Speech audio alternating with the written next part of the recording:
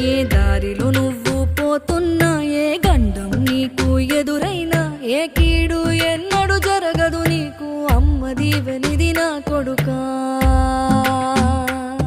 ఈ దిక్కులు నీతో కదిలేను, ఆ చుక్కలి దిష్టి తీసేను, ఏ గాలి ధూళి సోకదు నిన్ను, అమ్మ దీవెనిది నా కొడుకా.